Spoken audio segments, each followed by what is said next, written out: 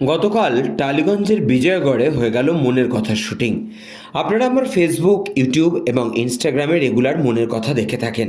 আপনাদের আনন্দের সঙ্গে জানাই আমরা কিন্তু একটু একটু করে 50তম পর্বের দিকে এগিয়ে চলেছি এবং গতকাল যে 18টা এপিসোড শুটিং হলো তার মধ্যে কিন্তু 50তম পর্বের এপিসোডও রয়েছে।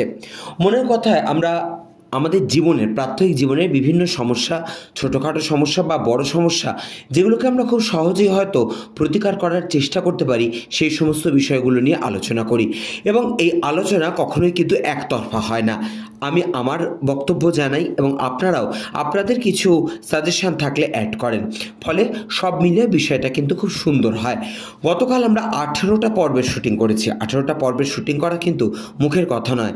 আমাদের হাতে সময়টা ছিল খুব অল্প, তবে বোধহয় 4 ঘন্টার সময়ের মধ্যেই আমরা 18টা পর্বের শুটিং কমপ্লিট করে ফেলেছি, যেগুলো বেশ কয়েকটা মাস ধরে আপনারা কিন্তু দেখতে পাবেন।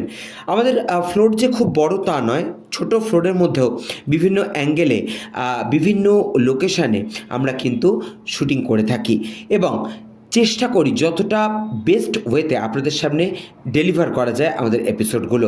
আমাদের যিনি ক্যামেরা করেন, যারা এডিট করেন, তারা অত্যন্ত কোঅপারেট করেন, কারণ তারা সহযোগিতা না করলে কিন্তু কখনোই এই অনুষ্ঠান এতটা পর্ব এগোতে পারতো না।